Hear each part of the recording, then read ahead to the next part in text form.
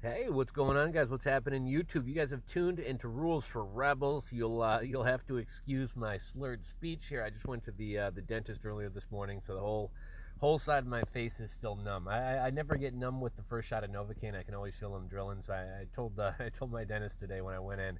I said, give me the shot that give me the dose that I don't want to feel in my face until 2021. So I apologize for my speech in this video. But in today's video, we're talking about Robinhood, the trading platform of millennials and Gen Zers. The platform that's notorious for kind of being the preferred trading platform of Wall Street bets on Reddit, is in hot water with Massachusetts regulators. This article comes to us from Zero Hedge, and it's titled Massachusetts Regulator Alleges Robinhood Aggressively Marketed to Inexperienced Investors. And I thought this article was interesting for a couple reasons. And I'm not really sure how I feel about this. Drop a comment down below and let me know how you guys feel about it. In some instances, I don't think that we should protect people from themselves. If people want to do stupid things with their money, let them do stupid things with their money. We allow people to go gamble at casinos. Sports betting is continuing to be legalized across the country. So in those senses, we don't mind letting people do stupid things with their money, right? We let people buy scratch-off tickets. State governments are actually the ones running these lotteries, causing disproportionately poor people to piss away their money on lottery tickets, and that's okay. Yet at the same time, we have accredited investor rules that don't allow people to invest in actual businesses unless they make $300,000 a year or have over $1 million worth of net worth. And in this instance, the regulators are kind of trying to protect stupid Wall Street bets traders from themselves. Now, I don't know if you guys trade on Robinhood or Webull or some other platform. Typically, most trading platforms, especially more professional or reputable trading platforms like a Schwab, like a Vanguard, if you want to trade options on those platforms, you have to fill out like a questionnaire. They want to see that you have some experience trading, that you know something about investing. They're not just opening the floodgates to people kind of destroying themselves with options trading. I don't know if you guys have ever seen some of the lost porn on Wall Street bets, but I mean, people make a lot of money, but people also lose a heck of a lot of money. And they go through a couple traders here who have never traded before in their lives, and they're making like 90 trades a day every day going back to April. And part of what they're going, I just kind of perused this article before starting this video, but part of what they're going after them for, I don't know if you guys have seen that movie, The Social. What's that Netflix documentary about, like, kind of the evils of social media, the social experiment, the social, whatever that movie is called. In that movie, one of the things that they say is a problem with social media and a lot of apps and things like that is, it's one thing, people have always been critical of new technologies, but, your car or your bicycle, when you park it in the garage, they're not calling you to come back and use them again. It's a technology that you use, and when you're done with it, it just sits there idly waiting for you to come back to it. However, with a lot of apps and things like that, and especially if you've seen the social, man, I wish I could remember what that movie's called. I'm sure you guys, somebody will drop it in the comments. In that movie, they kind of talk about how when somebody hasn't been using the app in a while, they do things to try to get him back. Oh, your ex-girlfriend tweeted something. Oh, your ex-girlfriend tweeted something and tagged you in it. Oh, your ex-girlfriend tweeted about, or your next, I guess you're on Facebook, you don't tweet, right? Your ex-girlfriend just marked that she's in a relationship, and that's going to get me back on. I want to see who this bitch is in a relationship with. And they're saying that Robinhood does the same thing, which is kind of gamify the app and take advantage of people. And it actually is, I mean, that's a decent criticism. Something, I think Instagram started doing something recently where when you get to the bottom of your feed, it winds up taking you to like the trending section or the homepage. So basically, they want to keep you continuing to use the app, and this is true of a lot of apps. With most apps, whether it be Facebook, Instagram, Twitter, at some point your feed used to end, and you would have to refresh the page to continue seeing what else was going on. And in a subtle way, that was kind of triggering your brain. Okay, you've been on here long enough. You've got to the end. It's time to move on and do something else. And now most of these apps, the feed never ends. The feed just keeps going and going and going, and it never gives your subconscious this cue that that it's time to move on and do something else. So anyhow, let's jump into the article. Regulators in Massachusetts have filed a complaint against Robinhood, alleging the company has aggressively marketed to inexperienced investors and failed to implement controls to protect them, according to Wall Street Journal exclusive.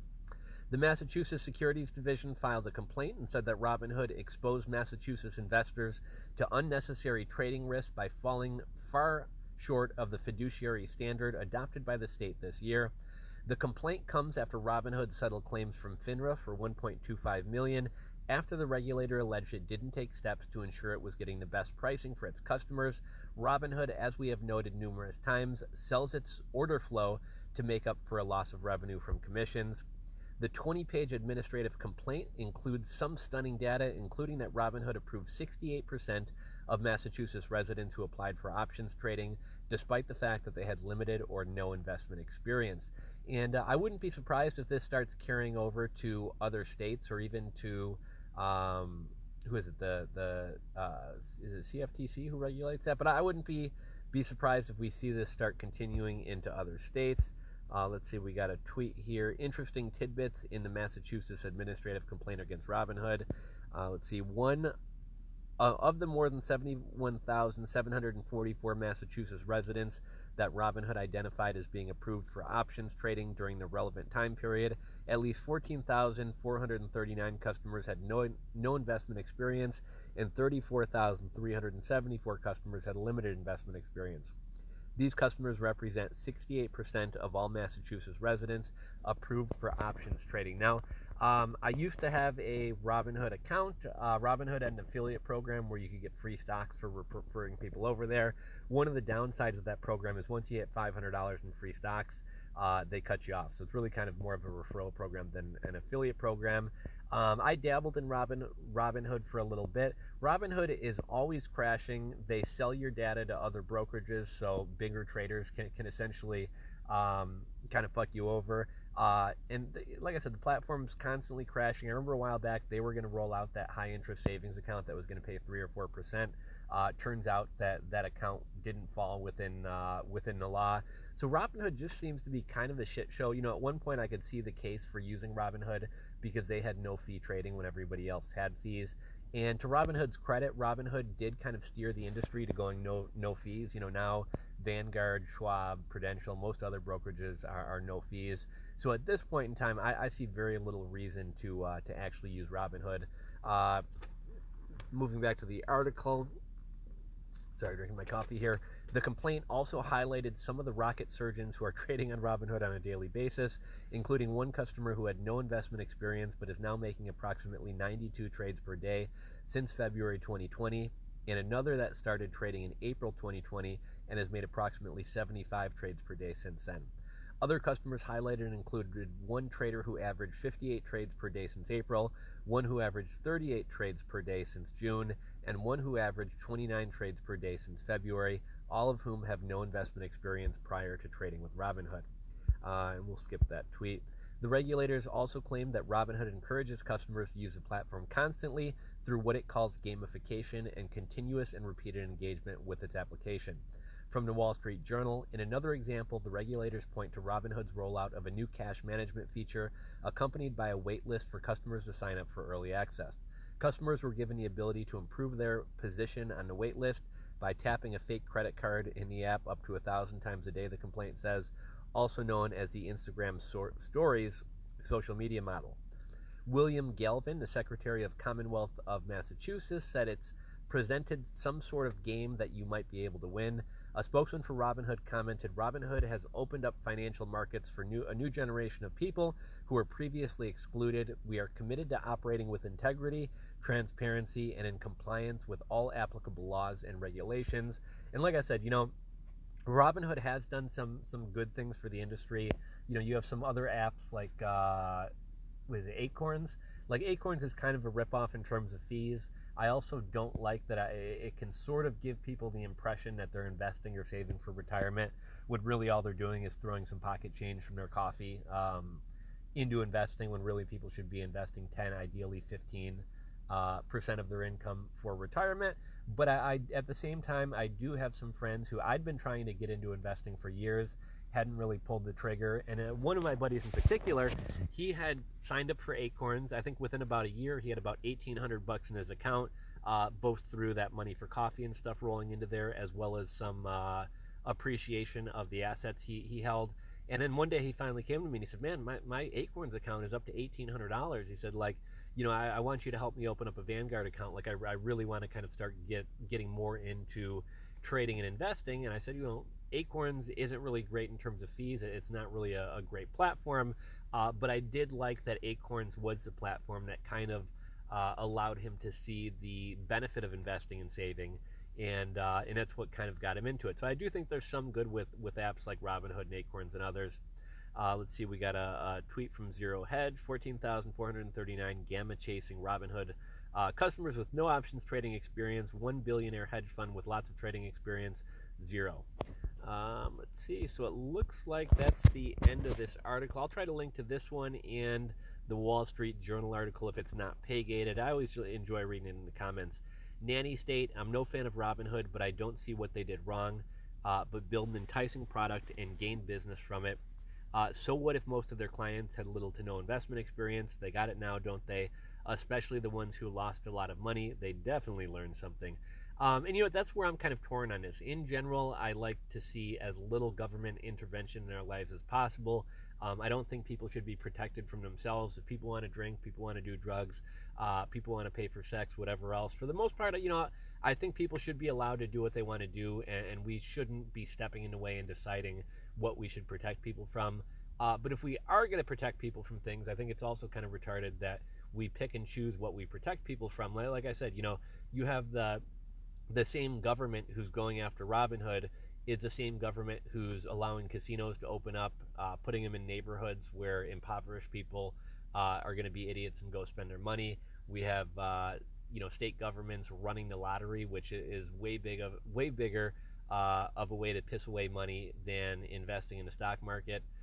Even though some people would say investing in the stock market, at least how most Robinhood traders do it, is gambling and not investing. But I just think it's kind of dumb how we pick and choose when we want to protect people from themselves. And it typically depends on if the company that we're protecting them from doesn't have as deep pockets or the right friends, right? Because we kind of pick and choose which companies we crack down on depending on who's friends with, governors, politicians, important people, who has the deepest pockets. I mean, right now, Hollywood is allowed to continue filming movies. Why?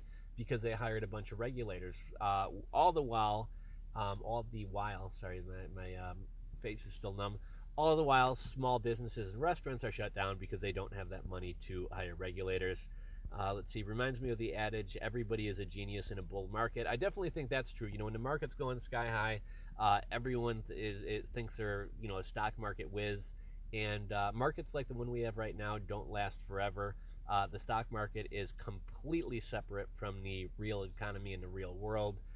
Makes no sense right now. And eventually things are going to come crashing down. But right now everybody thinks they're a genius. Let's see. LOL, every generation rediscovers stupid and passes it on to the next. Massachusetts is basically admitting their residents are low IQ and can't understand stocks. Massachusetts burned witches. Their history of law and order is shameful.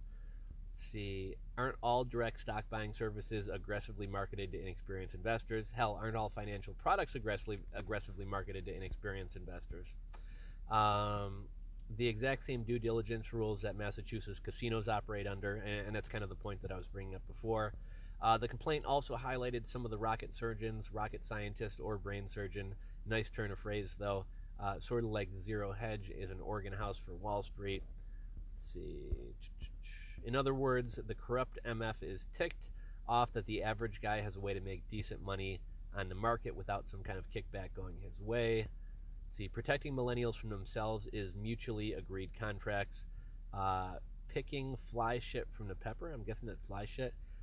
This is a self-extinguishing phenomena. Do something relevant. Okay, it's the feds. Never mind. So yeah, that's the end of this. Let me know where you guys side on this. Do you think the government should protect stupid traders from themselves, or should they just get out of the way? And then also, is it kind of hypocritical that You know, they open casinos, they sell lottery tickets, but then they won't let inexperienced investors buy stocks.